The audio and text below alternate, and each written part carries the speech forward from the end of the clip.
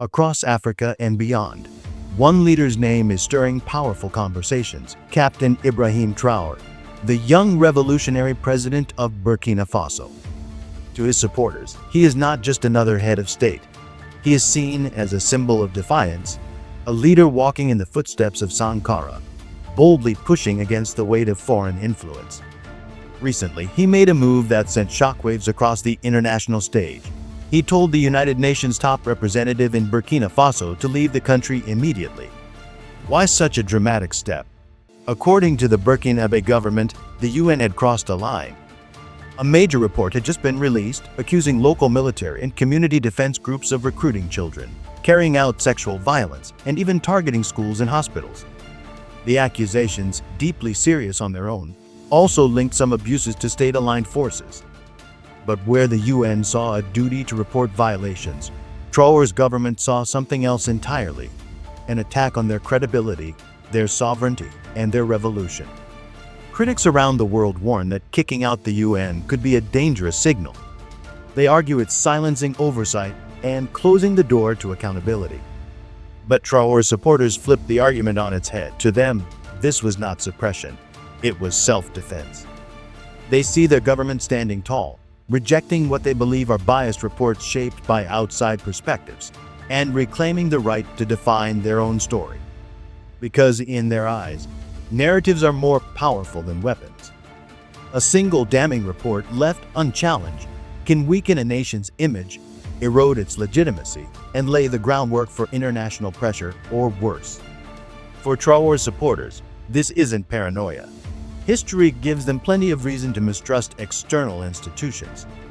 The African continent has seen this pattern before.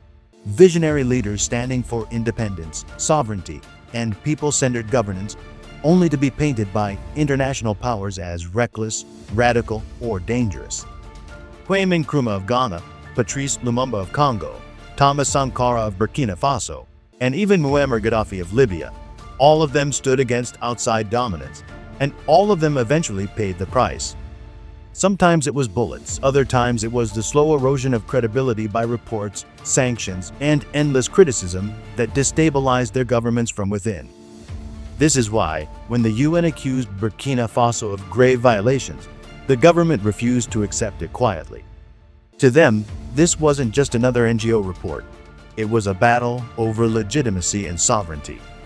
They argue the UN did not present credible evidence, did not consult them properly, and published findings that could damage the country's reputation without context. So, in one swift move, the government declared the UN's resident coordinator persona non grata and told her to leave. But the debate doesn't end there. Beneath the tension lies a crucial question. Is this about silencing criticism, as opponents claim, or about Africa's right to autonomy, as supporters insist? To understand Traoré's decision, you have to see the larger picture. Burkina Faso isn't just expelling diplomats in isolation. It's also waging a long, exhausting war against insurgencies linked to ISIS and Al-Qaeda. For more than a decade, these extremist groups have terrorized villages, targeted schools, and destroyed infrastructure in the Sahel. Any government would struggle under such conditions. Meanwhile, Captain Traoré has been rolling out bold reforms, building community-driven infrastructure, expanding access to healthcare, encouraging food sovereignty, and pushing technology and innovation to inspire a new generation. To him and his supporters, an international report that accuses them of child abuse undermines those efforts and further destabilizes their people's trust. On the other hand, critics highlight an uncomfortable truth. This is not the first time Burkina Faso has closed its doors to outside monitors. In fact, in 2022, another UN representative was expelled for raising alarms about political instability. To detractors, a worrying pattern is emerging. Every time an uncomfortable truth is spotlighted, the government pushes back by kicking outsiders out. Both sides have strong points, but ultimately, the heart of the matter goes beyond Burkina Faso itself. This is about Africa's relationship with the world. For decades, international institutions have acted as referees over African nations, whether in development policy, humanitarian aid, or conflict monitoring. But this has come at a cost.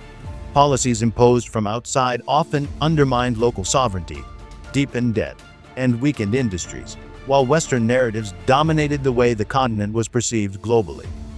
Now, a new wave of African leaders is challenging that order. To them, every expulsion, every rejection of an unfavorable report, is part of a wider message. Africa will no longer sit quietly as foreign powers define its destiny. But here lies the paradox. Many African countries still turn to the UN and Western powers when conflicts erupt, when peace negotiations collapse, or when humanitarian disasters overwhelm local capacity. How then can Africa both depend on and reject these institutions? The truth is, the continent is standing at a crossroads. One path leads toward continued reliance on outsiders, accepting their reports, their aid, and their interventions, but always under their framework and oversight. The other path is more difficult, building African-led systems of accountability, conflict resolution, and governance that don't depend on international approval. The first is easier, but entrenches dependency. The second is harder, but builds long-term sovereignty. So when Ibrahim Traoré tells the UN to pack its bags, it's not simply about one report or one diplomat. It's about a larger struggle for power, the power to tell Africa's story, to decide its future, and to claim sovereignty not just in name, but in practice. Whether this strengthens Burkina Faso or isolates it further, only time will tell.